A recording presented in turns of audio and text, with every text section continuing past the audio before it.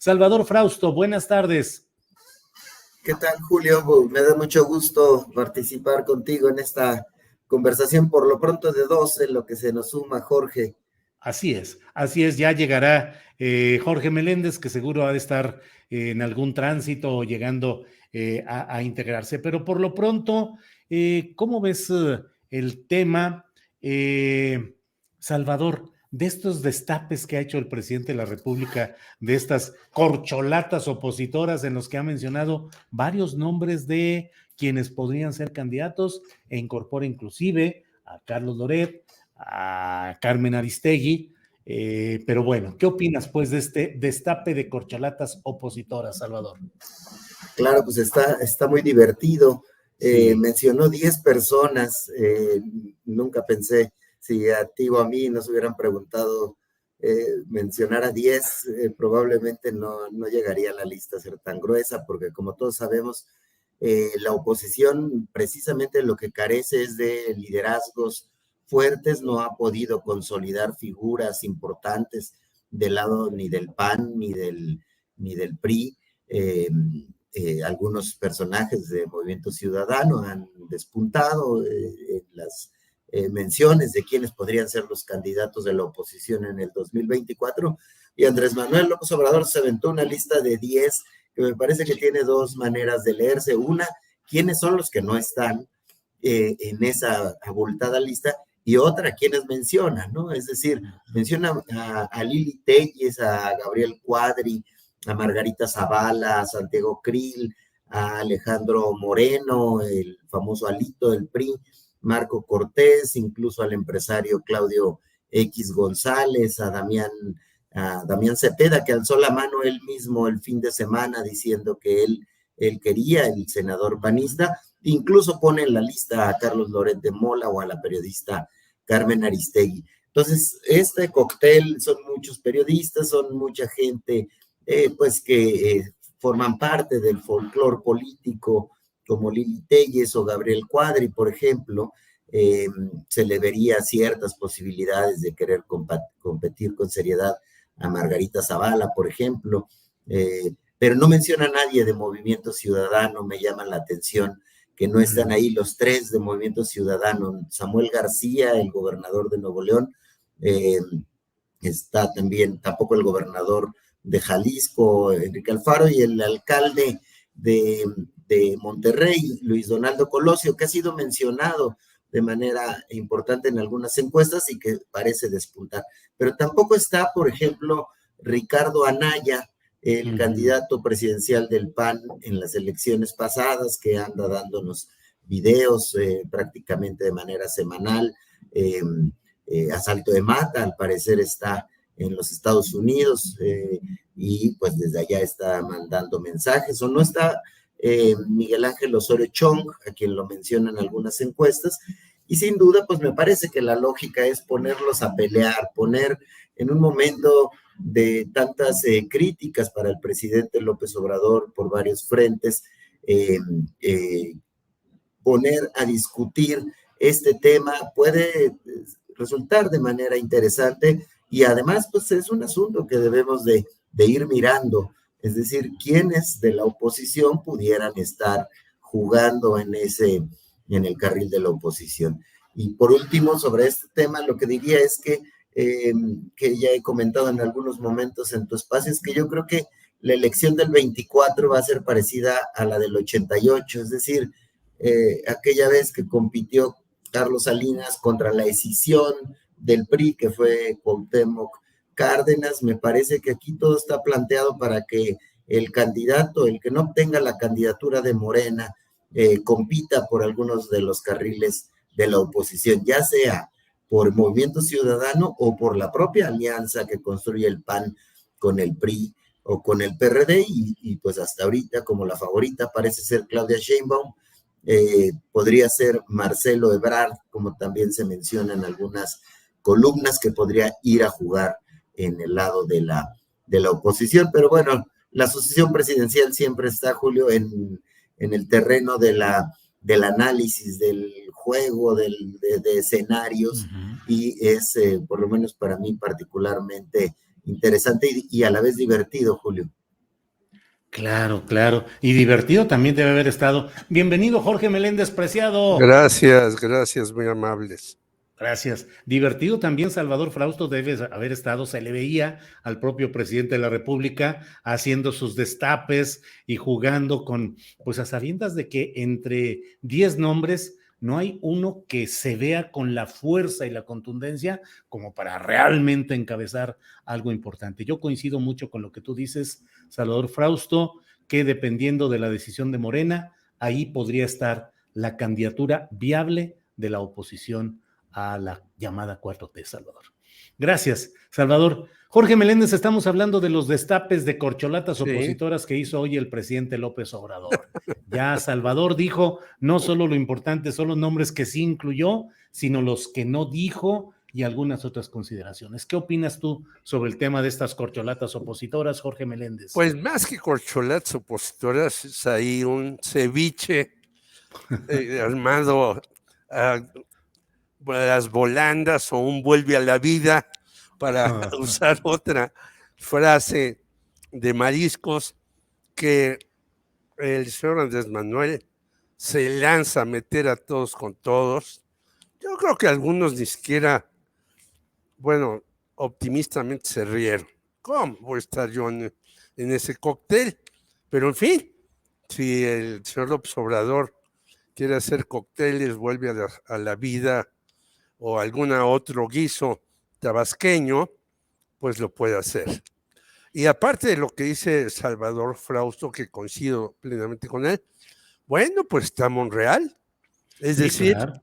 el señor Marcelo Ebrard se mueve por aquí, se mueve por allá, va, regresa, y de repente cuando llega lo de los eurodiputados, pues no lo esperan para mandar una carta verdaderamente horrenda para mí. Y entonces dice uno, bueno, pues ¿qué hace el canciller? Si ya lo pusieron ahí ahora a intentar reunirse con la directiva de los eurodiputados. Y ese cóctel pues lo inició un señor López, que tiene que ver con uno de acá y con uno de Venezuela, Leopoldo López. Lo inició, votaron muchísimos, algunos se abstuvieron, otros estuvieron en contra, pero ya la respuesta mexicana ya la dieron y creo que no fue muy correcta, muy acertada, muy diplomática, muy precisa. Y entonces ahora el señor Marcelo Ebrard, que ha ido a todo y por todo y contra todo, pues tendrá un poco que bajarle los decibeles en Europa a esta respuesta del señor López Obrador. Pero también tenemos al señor Monreal, no hay que olvidarlo, en donde él va a citar al señor Gers Manero después de la desafortunada propuesta de resolución de la Suprema Corte de Justicia de la Nación en el caso Hertz y la señora que está en la cárcel y su mamá y todo esto. Pues Monreal ya salió y dijo, pues yo también quiero que me incluyan, aunque no me incluyen. Y yo platiqué el fin de semana con unos amigos por ahí y me dijeron, bueno, los dos, el señor Marcelo Ebrard y el señor Monreal se andan moviendo por otros lados que no es Morena. Yo dije, ¿cómo? Pero si el señor Mario Delgado era parte del equipo del señor Marcelo Ebrard, pues sí, pues era parte del equipo, pero ahora ya no le hace caso al señor Marcelo Ebrard y al señor Mario Delgado, a pesar de que pues los compañeros periodistas le silban, se salen de sus conferencias, porque él quiere repetir lo del López Obrador, que los periodistas, que hay algunos corruptos y demás. Pues no, llega en un momento el señor que supuestamente dirige Morena, le silban, se salen los periodistas, y nuevamente Morena creo que sigue siendo no solamente un desastre, sino una cosa sin rumbo, sin ética, sin posicionamiento. Creo que un una actividad que nos va a dar una nueva perspectiva, diga lo que diga el señor López Obrador en las mañaneras, es el 10 de abril. ¿Qué va a pasar con esa famosa revocación de mandato? No porque yo crea que vayan a votar muchos en contra de revocar el mandato a López Obrador, ya la oposición dijo que va a ser el vacío, sino qué número de millones esperan de votos va a recibir el señor López Obrador. Si llega a esta votación muy baja, pues van a quedar muchos muy mal, incluyendo la señora Claudia Sheinbaum, que ha mandado el mensaje a muchos de los diputados de la Asamblea de la Ciudad de México que se dediquen a hacer pues propaganda para esta revocación de mandato. Y entonces el 10 de abril, pues vamos a ver cómo se ponen las cosas entre Claudia Sheinbaum, el señor Marcelo Ebrard y el señor Ricardo Monreal, que antes recibirá en la Cámara de Senadores al señor, a ver qué Hertz nos hace este señor. Ya no será Tortugers, sino Hertz Osmanero. Muy bien, gracias Jorge Meléndez. Salvador Frausto, ¿cómo ves este tema que tocó hoy el presidente en la mañanera cuando habló de que a Enrique Peña Nieto en su momento lo traicionaron los propios empresarios? No dio nombres del presidente, pero dijo que les condonaron impuestos, les dieron contratos y traicionaron. ¿Cómo ves ese señalamiento que hace el presidente López Obrador, Salvador? Es interesante, es un capítulo de esos que me parece que van a seguir dando de qué hablar, la reconstrucción de las comunicaciones y las conversaciones que han tenido Enrique Peña Nieto con Andrés Manuel López Obrador. Ya sabemos que son temas que luego surgen tiempo después o años después en los libros. Los mismos presidentes, cuando son expresidentes, ya se animan a contarnos esos capítulos de la historia y son bien interesantes. En este caso se ha adelantado ese tipo de información. Se hablaba ya desde el 2018 de un supuesto pacto de caballeros entre López Obrador y Peña Nieto, en el cual pues habrían acordado no hacerse daño en ciertas circunstancias, y ha sido un tema recurrente en las columnas políticas. Hace todavía hace un par de meses se hablaba de 12 videos, otros hablan de 6 videos que estarían en posesión de Peña Nieto, en los cuales estarían involucrados personajes cercanos a López Obrador en circunstancias desagradables o vinculadas con sospechas de corrupción, y eso tendría Peña Nieto como garantía de que no lo persigan al menos a él y a Videgaray, a su mano derecha, a su vicepresidente de facto durante su gestión. Ese capítulo está ahí, va y viene, no ha sido desmentido por ninguno de los, ni el presidente actual ni el expresidente,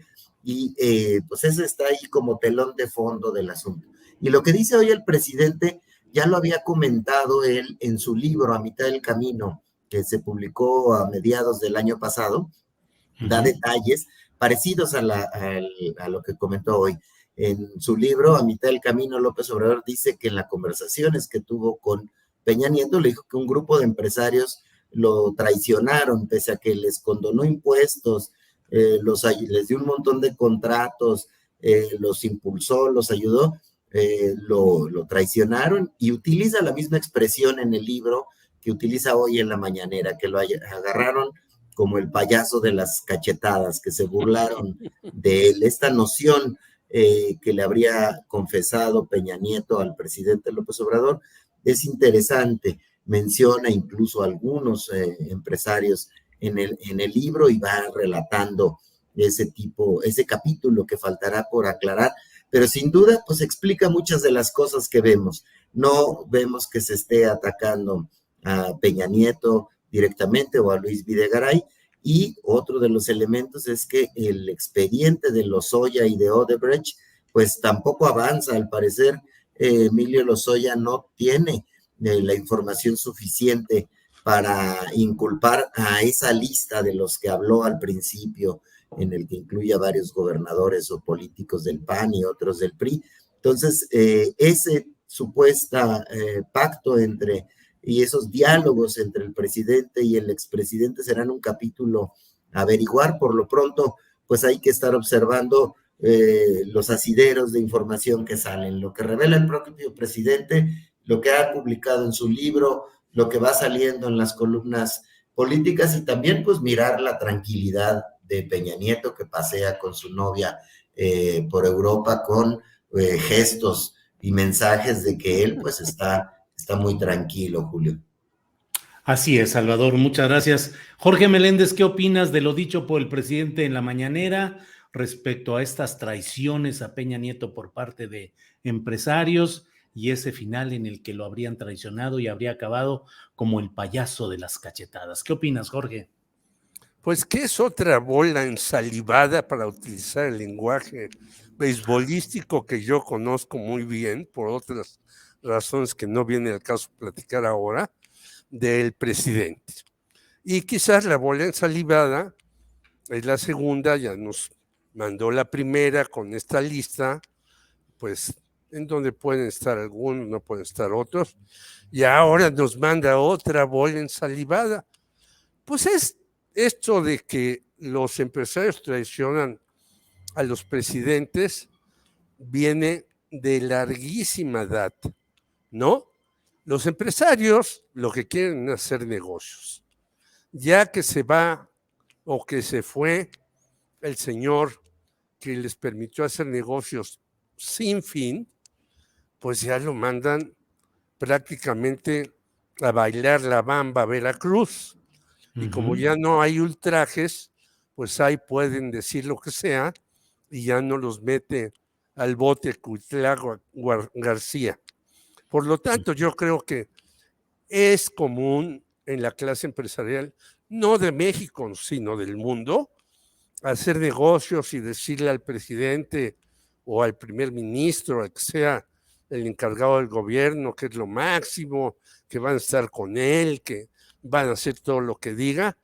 Pero a los empresarios lo que les interesa es hacer más y más y más y más dinero, aunque como ahora sabemos, pues esto vaya a llevar a la ruina no solamente a un país, sino al mundo, porque la polarización en la economía es cada vez peor, lo acaba de decir el señor Boris en Chile, lo sabemos en México según la CEPAL, lo sabemos en el mundo, incluso en Estados Unidos, pues nos damos cuenta de cómo estos sujetos, pues el señor Mark Zuckerberg pierde 40 mil millones de dólares y no le pasa nada y cosas así. Estos recachos hacen dinero endulzándole el oído a quien sea y ya que se va, pues les vale absolutamente gorro. Y yo creo que lo hicieron con Peña Nieto y le regalan tal vez casas, tal vez autos. Antes, bueno, hasta en Francia les regalaban diamantes a los primeros ministros de Francia, perdón, y tuvo que venir una ley para decir, no, señores, ustedes no pueden recibir este tipo de regalos, igual que en México sucede que ahora no puedes recibir cierto tipo de regalos hasta X límite. Es común esto entre esta clase empresarial, que su Dios es hacer dinero y no les importa cómo. Si tienen que endulzar el oído al que sea, lo hacen y ya después lo desechan como cualquier estropajo que ya no sirve para lavar, incluso el propio dinero que está en manos de los narcos y que muchas veces ellos son parte de esa operación. Bien, gracias, Jorge Meléndez, gracias. Salvador Frausto, hay muchos temas. Sandra Cuevas, que es separada del cargo por 2 meses, según esta primera versión judicial que conocemos. No sé si proceda algún tipo de recurso que todavía pueda presentarse, pero bueno, está ese tema, está lo de la carta de Argentina que le envió Alberto Fernández al presidente López Obrador, y esta versión de que podría haber alguna serie de entendimientos que lleven a una especie de eje político e ideológico, Argentina, México y Brasil, si es que gana Lula, como todo hace suponer, la visita del secretario de Seguridad de Estados Unidos a México, los problemas en Nuevo Laredo y en Colima, ardientes las cosas por allá en términos literales. ¿De qué quieres hablar en esta parte final, Salvador Frausto? Lo que tú decidas, por favor, dinos. Claro, los periodistas no tenemos tiempo para aburrirnos en esta Sí, época, ¿verdad, Jorge? Hay una gran cantidad de temas que se están sucediendo unos a otros, muy importantes, que van moldeando pues, el debate público. Yo me referiría, me pareció que este asunto, esta carta que le envía Alberto Fernández, el presidente de Argentina, a López Obrador, y en el que plantea un eje Brasil-Argentina, Brasil, que es un viejo sueño de América Latina, de Bolívar y de ahí en adelante muchos otros políticos, de tener cierta unidad en América Latina. El problema es que pues cambian los gobiernos, a veces son de izquierda, de derecha, y de los tonos entre un lugar y el otro, todos los tonos que podamos imaginarnos. Sin embargo, parecieran estarse alineando las circunstancias para que un presidente como Alberto Fernández, de izquierda, un presidente como López Obrador, que se reconocen ellos mismos de izquierda y han hablado y se sienten en el mismo tono, y se añada que regrese Lula da Silva a la presidencia de Brasil, podrían estarse dando esas condiciones de un sueño añejo. Ahora bien, puede ser perdurable o no, es muy difícil porque las elecciones van cambiando de color a los titulares de las presidencias. Sin embargo, es un asunto que me parece que podrían ayudarse entre estas fuerzas políticas, mostrar músculo, mostrar unidad frente a los Estados Unidos principalmente, para hacer avanzar ciertas agendas que podrían ser de su interés. Entonces, habría que seguir eso con mucha atención, sobre todo el tema de cómo terminan las elecciones en Brasil, a ver si avanza esa agenda, porque ciertamente hay en estos tres países en este momento ese tipo de condiciones. Y si Colombia entra en esa ecuación, eventualmente podría también fortalecer esa posibilidad, y habrá que mirarla, ¿no? Por ahí miro esa circunstancia, Julio. Muy bien, Salvador, muchas gracias. Jorge Meléndez, ya para cerrar esta mesa de dos expositores con este moderador agente de tránsito, Jorge, ¿qué nos comentas de los muchos temas que hay? Lo que tú desees, por favor. Yo quisiera también referirme a ese tema, y incluso dice el presidente Alberto Fernández que Angela Merkel le preguntó acerca de López Obrador y que le respondió el señor Alberto Fernández. Es la primera vez en muchos años, en muchas décadas, que México tiene como presidente a un hombre decente, y eso en México es como una revolución. Y digo esto porque también en su carta Alberto Fernández plantea dos cosas. Primera, que ellos tienen, y nosotros también tenemos una bronca con el Fondo Monetario Internacional, que nos cobra desmesuradamente, y con la deuda externa, que algunos han llamado deuda eterna. Pero el caso de Argentina es todavía más problemático, y qué bueno que pudieron un poco con el Fondo Monetario Internacional bajar las tasas de interés y la deuda que tienen que pagar anualmente. Segundo lugar, él dice, Alberto Fernández, de la pandemia, y en efecto, la pandemia, nosotros pensábamos que habría alguien decente dentro de los muchos millonarios, y vimos que no. Los encargados de las farmacéuticas, de los bancos, de las redes y de todos los demás ganaron como nunca en su vida. ¿Cuánto aportaron a la gente? Nada. Entonces, un filósofo que yo sigo, Zizek, decía en un librito que a lo mejor cuando llegó la epidemia podría ser que el corazón de algunos fuera noble y que dieran mucho dinero para enfrentar esta catástrofe mundial, que por cierto en China ya volvió a venir una nueva ola. Y pues no, a nadie le interesó aportar para los desvalidos, para el continente africano, ni para nada. Nuevamente, como yo decía, estos señores quieren ganar y ganar y ganar y ganar. No les importa quién muera, quién se enferme, cómo están las condiciones. Entonces, un eje, yo estoy casi seguro que Lula tiene enormes posibilidades de ganar, pero hoy se enfila Petro a ganar en Colombia, un hombre de izquierda. Y si el eje se amplía, aparte de Argentina, Brasil, México, a Colombia y a Chile con Boric, bueno, pues esto es un trancazo, yo digo, a Estados Unidos muy sólido. ¿Por qué digo esto? Porque Brasil, aún con Bolsonaro, y Argentina con Alberto Fernández, pues ya están haciendo una serie de comercio con China y con Rusia. Y entonces, esta carta de Alberto Fernández también hay que verla en una multipolaridad, como hay que ver toda la política. No es solamente una carta donde diga a ustedes muy chichos, señor López Obrador, hagamos un pacto entre los tres.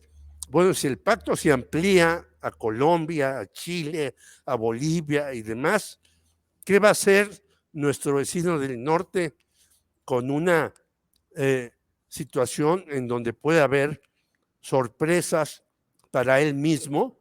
Porque hay que recordar que en Colombia, bueno, hay hasta series de televisión que acabaron con el narco por 2 agentes de la DEA que descubrieron, pues puras maquilladas que nos quieren dar y puras cuestiones para hacernos perder la razón. ¿Qué harían entonces ante una circunstancia como esta? Y yo creo que la carta hay que leerla muy puntualmente y hay que sacar conclusiones muy diversas, no solamente entre Brasil, Argentina y México, sino lo que viene con Colombia y lo que está sucediendo en otros países. Incluso en Honduras, no hay que olvidar que metieron a la cárcel al presidente y ahora tenemos una primera presidenta que está muy izquierdizada también. Entonces, esto tiene una repercusión mayúscula. Bien, Jorge Meléndez, muchas gracias. Son las 3 de la tarde con 1 minuto. Estamos ya justamente en la parte final de esta mesa de 2, pero no resisto pedirles que nos regalen un minutito, cuando menos, de comentarnos. Salvador Frausto, ¿cómo ves este tema de Sandra Cuevas? Esa destitución por 2 meses a reserva de que se recurra judicialmente o no, pero ¿cómo la coloca? ¿Le dará la fuerza para pretender convertirla en una víctima política y potenciar su figura, o crees que no pasará nada en ese sentido, Salvador? Me parece que es difícil que se vaya a potenciar su figura, Julio, porque en el caso de Sandra Cuevas, bueno, le están políticamente, lo que podríamos pensar es recordar un poco cómo fue que llega a ganar la alcaldía de Cuauhtémoc, pues apoyada, bueno, corriendo en el carril de la oposición, pero apoyada por, no tan por debajo del agua, por Ricardo Monreal, y que es una de las circunstancias que molestó al presidente y a Claudia Sheinbaum sobre el actuar de Monreal. Sin embargo, Sandra Cuevas ha mostrado como una especie de agilidad política con no mucha destreza, con el tema del problema en el que se metió de agresiones a policías y luego con estas acciones de aventar pelotas con dinero a la ciudadanía y después guardar silencio, pues sí, ella podría ser una intentona de ponerse como víctima política. Sin embargo, me parece que es un personaje que no tiene las tablas políticas para poder colocarse al frente de la oposición. Ahí en ese caso el PAN, los alcaldes del PAN, hay algunos con un peso específico muy fuerte que me parece que no la dejarían entrar a encabezar la oposición por la ciudad, aunque pues sin duda en la política todo puede pasar, puede ser un asunto de una moneda de cambio en algún momento para que el monrealismo y Sandra Cuevas tengan una posición más fuerte dentro de la oposición política. Habrá que seguirlo, sin duda, es un asunto que no ha pasado en muchas ocasiones, que un alcalde se ha sancionado de esa manera. Recuerdo un caso similar con otros contextos del alcalde Moreno, me parece de la Gustavo Amadero o del, me puedo estar equivocando, pero bueno, pues habrá que estar ahí con atención, Julio. Bien, Salvador Frausto, gracias. Jorge Meléndez, sobre este tema de Sandra Cuevas, ya para cerrar y no dejar el tema volando, pero no deja de llamarme la atención que el monrealismo no solo ha perdido la interlocución directa con Palacio Nacional, sino que le encarcelaron al secretario técnico del Senado en Veracruz y ahora hay un proceso judicial que implica esta destitución, es decir, la suspensión temporal por 2 meses para Sandra Cuevas. Sandra tuiteó hace 24 minutos, dijo, aún no rindo declaración, lo haré el próximo jueves 17 de marzo a las 8 de la mañana. Sin embargo, la jueza consideró necesario imponer algunas medidas cautelares para los siguientes 3 días. Firmar asistencia, pedir autorización para salir del país y suspensión de actividades. En fin, ¿cómo ves? Monrealismo, Veracruz, Sandra Cuevas. ¿Qué lectura le das a esto? Exacto. Pues ya lo dijo Salvador y tú. Yo diría que estamos en el sexenio de la pelota. Iría al caso de la corregidora, en donde es inconcebible que la Federación Mexicana de Fútbol no sancione a nadie y que puedan hacer en los estadios de fútbol. Hasta me mandaron un meme. En algunos lugares como Aguililla hay muertos que no hacen ruido y en otros lugares como en la corregidora hay muertos que no se expresan ni siquiera a sus familiares. Es decir, hay cosas tan raras ahora que la cosa está así, pero yo diría que es el juego de la pelota por lo que tú decías, Julio, que esta señora se dio el lujo de mandar pelotas con 500 millones de pesos. 500 pesos nomás. Ay, perdón, 500 pesos, sí, tienes razón. Yo ya siempre pienso en millones porque la inflación es tan grande que ya, no solamente en México, sino en Estados Unidos, que es la más grande en 40 años. Entonces, con 500 pesos. Bueno, esto demuestra pues que el monrealismo agarra de aquí, de allá y de acullá, y entonces pues los sube y luego los tunden. Creo que lo de Sandra Cuevas da para mucho y vamos a ver ahí si hay una mano firme de la señora Claudia Sheinbaum. También es un reto para Claudia Sheinbaum. ¿Qué va a pasar? ¿Se le va a suspender solo a 2 meses a pesar de estas restricciones y luego va a regresar? ¿Quién sabe? O ya definitivamente ella va a decir, mejor ahí nos vemos, tiro el arpa y me voy para mi casa porque las cosas están muy difíciles. Es que en estas circunstancias que estamos viviendo de inflación, de pandemia, de crisis, de ataques y demás, por todos lados saltan, y también está lo de Nuevo Laredo, que es una bomba que habría que desactivar rápidamente. Entonces, lo de Sandra Cuevas y lo de Nuevo Laredo, que son los últimos acontecimientos, más otros más que están internacionalmente, son para ponerse a investigarlos y a ver qué puede ocurrir. Pero yo creo que esta señora Sandra Cuevas ya firmó su acta de defunción política. Vaya, política. Política. No vaya a Sí, pensar que yo sí. la estoy ya Claro. asesinando. Su acta de defunción política. Salvador Frausto, muchas gracias por esta ocasión. Buenas tardes, un chorro de noticias y un chorro de trabajo. Lo bueno es que nos gusta este oficio y ahí estamos Eso sí. metidazos en todo lo que viene. Así es que, Salvador, muchas gracias. Muchas gracias, Julio, Jorge, les mando un abrazo igual para la audiencia. Buena semana. Igual, hasta luego. Jorge Meléndez, muchas gracias y buenas tardes. Igual a todos, abrazo al equipo, a ustedes dos, a la audiencia y a todos los que nos ven. A veces nos elogian, a veces nos regañan, a veces discrepan. Así Qué es. bueno que lo hagan. Un abrazo a todos. Gracias a los dos y seguimos viéndonos. Gracias, hasta luego. Hasta la próxima. Hasta la próxima.